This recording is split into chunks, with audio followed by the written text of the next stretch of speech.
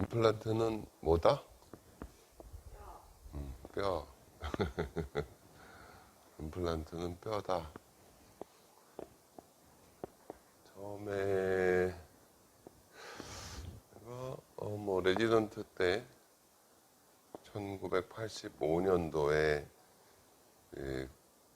그 구형 예전에 쓰던 임플란트 경험하고 그다음에 이제 개원을 해서 89년인가 90년인가 처음 임플란트를 심었어요. 근데 임플란트를 심고 그다음에 뭐 보철한 어바트먼트라는 게 있고 무슨 뭐 레바날로그라는 게 있고 복잡하잖아. 그지? 그래서 이제 그거를 이해하는데도 시간이 많이 걸린 거야. 그래서 이렇게 하다 보니까 임플란트라는 게 결국은 뼈에다가 나사못을 박는 건데, 그죠? 뼈에다 나사못을 박아서 그 나사못에다 이를 이렇게 만들어 붙이는 거잖아. 점점 이제 막 뭐 뼈가 없어서 임플란트가 안 된다. 예전에 말이에요. 이렇게도 했어요. 여기다 임플란트를 심었고 여기다가도 이렇게 임플란트를 심어야 되는데 뼈가 이런 식으로 망가진 경우에 이렇게 할 경우에 좀 심했나? 여기에 이제 이렇게 임플란트를 이렇게 심고 여기다가 기둥 달고 기둥을 이렇게 뭐 꺾어지게 어떻게 이렇게 만들어 가지고 이런 식으로도 일을 하고 그랬어요. 근데 나는 물론 이제 나도 이런 식으로 시술을 해본 적이 있지만 어떻게 시간이 지나면서 뼈가 없어서 임플란트를 못 한다는 거를 이렇게 좀 극복하는데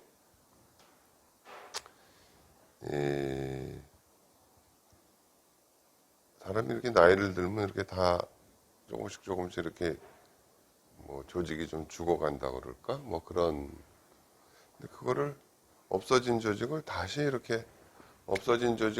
이렇게 만들어서 원래 어떤 그 원 상태대로 처음 상태대로 이렇게 회복을 시켜주는 거 굉장히 해볼 만하다 그런 생각을 하게 된 거지. 그러니까는 우리가 어떤 그러면서 야 이게 참 대단히 의미가 있는 치료다. 왜냐하면은 무슨 치료를 하면 이렇게 뭐 아픈 거를 잘라내고 뭐 이렇게 아물게 만들고 뭐 그렇게 해도 사실은 다시 이렇게 이제 나이가 들어서 변화했다 하더라도 이거를 젊은 상태로 바꾼다거나 이런 치료는 잘 없어요. 뭐 성형 수술 같은 거 하기도 그냥 조직 자체를 아예 이렇게 다시 회복시켜주는 그런 치료가 잘 없어.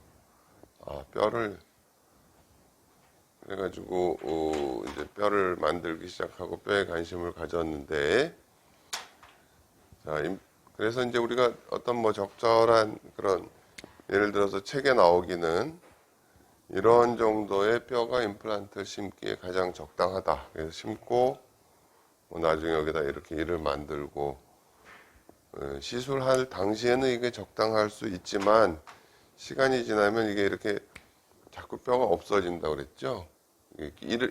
치아를 잡아주기 위해서 생긴 뼈기 때문에 치아가 빠지면 이렇게 자꾸 없어져 가는 거예요. 저절로.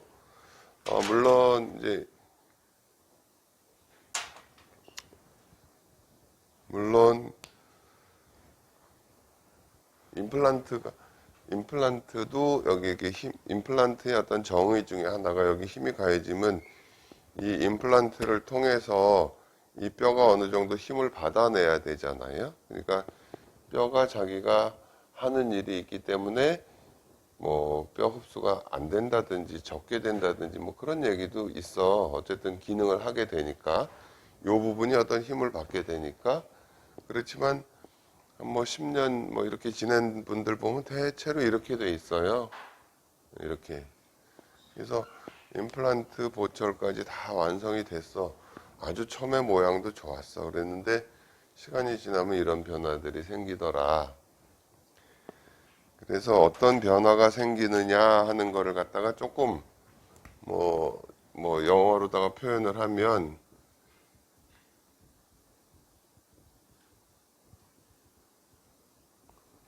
어떤 생리적인 그런 변화가 있을 수 있고, 두 번째는 이제 요거는 뭐 번역을 하자면 생물학적 뭐 이렇게 표현을 할 수가 있고,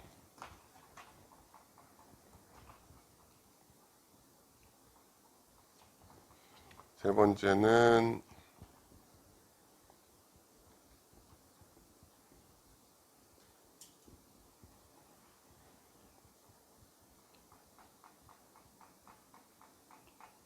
우리가 이제 뭐 의과대학이든 치과대학이든 어떤 사람 몸을 다루는 그 교육과정을 할 때 반드시 꼭 이렇게 생리학, 병리학 이런 걸 배운다고 했잖아요. 생리학이라는 거는 정상적으로 우리 몸이 어떻게 돌아가느냐 그런 거를 공부하는 얘기. 심장은 어떻고 폐는 어떻고 콩팥은 어떻고 뭐 혈액은 어떻고 뭐 그런 정상 상태 이게 정상이야 하는 그런 걸 배우는 거고, 패톨로직이라는 거는 병리학적이라는 거는 병이 생겼을 때 이게 어떻게 변하고 어떻게 반응하냐, 그럼 뭐 이걸 치료하려면 어떻게 하냐, 이게 도대체 원인은 뭐냐, 뭐 이런 거예요. 병적인 상태. 그 다음에 또 하나 생각해야 되는 게 이제 바이올로직.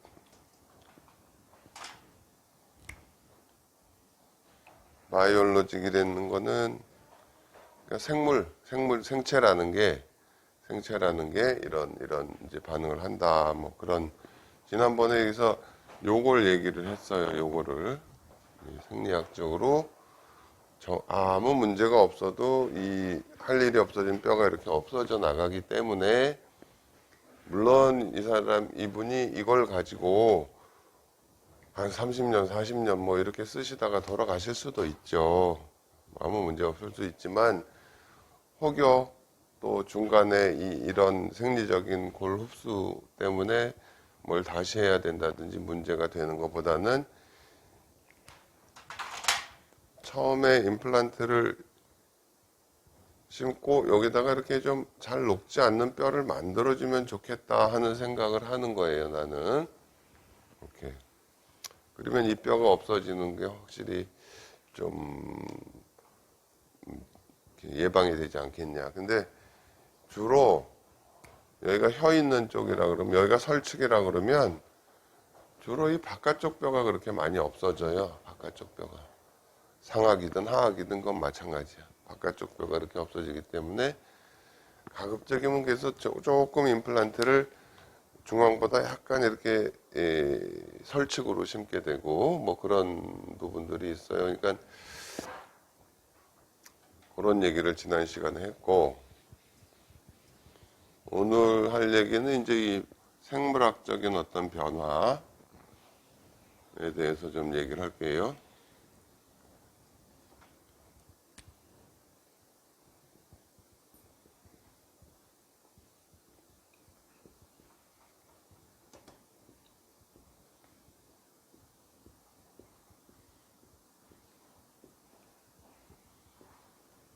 예.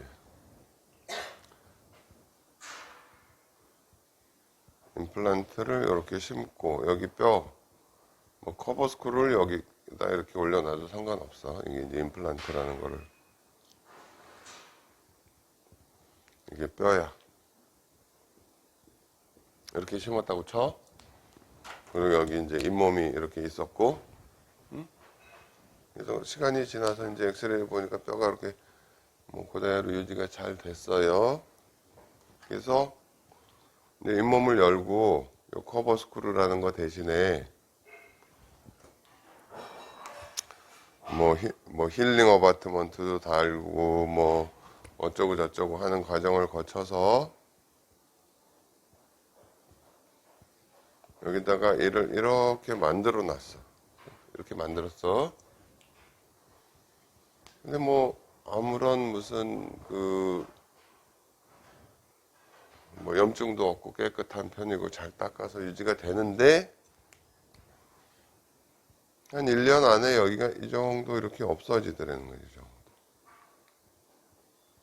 1년 안에 이렇게 없어져, 뼈가.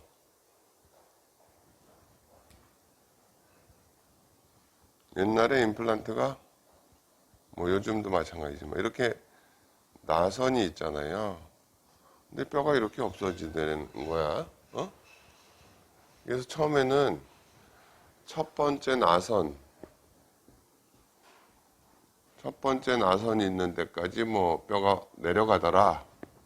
그런 얘기를 하기도 했는데 그게 아니고 대략 한 1.5mm 정도 뼈가 내려가더라는 거지. 뼈가 이렇게 내려가. 어떤 경우나 다 이렇게 내려가더라는 거예요, 뼈가. 그 다음에는 또 잘 안 내려가고. 아, 그래서 이게 뭐지? 왜 이렇게 되지? 왜 이런 일이 일어나지? 그래서 이렇게 이제 연구를 하다 보니까, 아, 이게 지금 한 덩어리잖아요? 한 덩어리고, 여기에 이제 보철물이 올라가면 틈이 생겼잖아요? 틈이 생긴 부분에 요 부분이 어떤 우리 몸의 뼈라는 거는 자 우리가 이렇게 다쳐서 뭐 살점이 뚝 떨어져 나가서 뼈가 이렇게 드러났다고 치자고요. 그냥 뼈가 드러난 채로 평생 가는 거는 없어요. 이게 살이 덮어버려. 뭐 흉터가 덮든지 어쨌든 덮어버려. 이 생체라는 거는 기본적으로 외부하고 이렇게 어떤 벽을 쌓고 있는 거예요. 외부라는 거하고 내 몸하고. 그래서 어떤 속에 있어야 되는 게 외부에 딱 노출되면 그거를 딱 막아버리는 거라고. 이렇게 그 나무도 보면 이렇게 잘라냈는데 옹이가 생기잖아요. 그게 이렇게 외부하고 이렇게 막는 작용이에요. 이렇게 생체라는 게 하나의 어떤 이런 테두리를 무슨 약도 마찬가지고 뭐 코로나 바이러스가 이렇게 되고 뭐든지 다 이렇게 껍질이 어떻게 말하면 껍질 같은 게 있다는 거야. 근데 뭐 코로나 바이러스 껍질이 뭐겠어? 단백질이겠지. 근데 알코올을 쓰면 알코올이라는 게 이게 단백질을 이렇게 망가뜨리는 역할을 해버리거든. 소독을 하는 게. 근데 이 막이 망가져서 그렇게 터져버린다는 거지.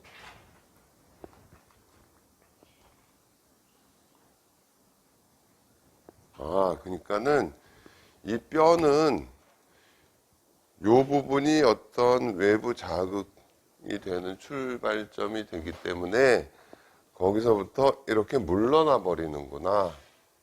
그렇게 생각을 한 거예요. 어? 뼈라는 거는 물러나 버리는 거구나. 외부 자극에서부터 최소한 1.5mm 정도는 내가 바깥에. 그래서 여기가 살로 채워지는 거죠, 이 부분이. 이 부분이 이렇게. 이거는 병적인 게 아니라고 봐요. 항상 이렇게 돼. 그래서, 물론, 이거를,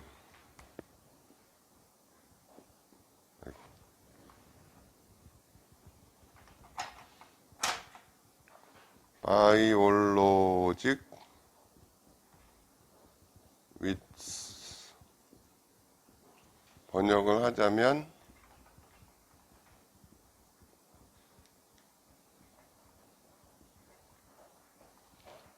우리가 그냥 폭 그러는데 무슨 폭의 크기를 폭경 이렇게 생물학적 폭경이라는 게 있다. 자, 다시 봐. 여러분도 어떻게 장난하다가 다쳐서 살이 뚝 떨어져 나가서 뼈가 드러났다 그러면 그 위에 최소한 1.5mm 정도 이렇게 살이 덮인다 그 얘기야. 외부로부터. 이 뼈는 원래 몸속에 들어있는 부분이잖아요. 외부랑 여기가 외부구나. 여기가 요 부분이 어찌됐든 여기 뭐 약간 흔들리기도 하고 요 틈에 뭐 균이 들어가기도 하고 그렇게 우리가 이제 임플란트를 해서 정상적으로 잘 치료가 됐다 하더라도 이런 문제가 생기더라는 거야. 근데 이게 지금 이쪽으로도 이렇게 지금 이렇게 망가진 게 이것도 1.5mm, 이것도 1.5mm 그렇게 돼요. 여기도 1.5mm, 바깥쪽으로도 1.5mm 이렇게. 그거를 뺑 돌아가면서 그렇게 되잖아.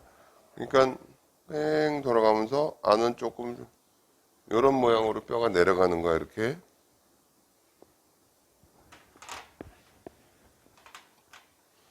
뼈가 이렇게 없어져 버린다고 이렇게.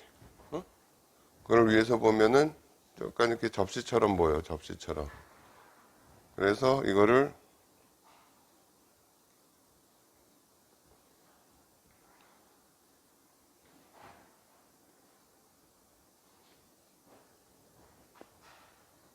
소서리제이션 그렇게 소서라는 게 이게 접시란 뜻이거든. 소서. 그러니까는 비행 접시 그러면은 뭐 플라잉 소서 이렇게 표현을 해요. 이게 우리가 그냥 엑스레이를 단면적으로 볼 때는 이렇게 내려간 것 같아 보이지만 이렇게 외부라고 생각되는 데서부터 주변으로 1.5, 이 바깥으로 1.5mm, 이쪽으로 1.5mm 이렇게 뼈가 내려가. 그리고 이때부터는 더 그렇게 많이 내려가거나 그러질 않아. 네? 참 생체라는 게 참 신기한 거구나. 그죠? 그렇잖아요.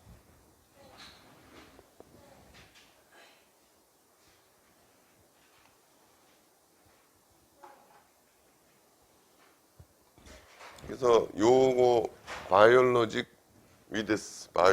위드스라는 그런 이거는 뭐 임플란트 주변뿐 아니라 우리 몸이 이제 뼈에 대해서만 얘기를 했지만 다른 것도 외부로부터 차단하기 위해서 일정 간격을 두려고 하는 그런 게 다 생물학적인 그런 어떤 반응이다라는 거죠.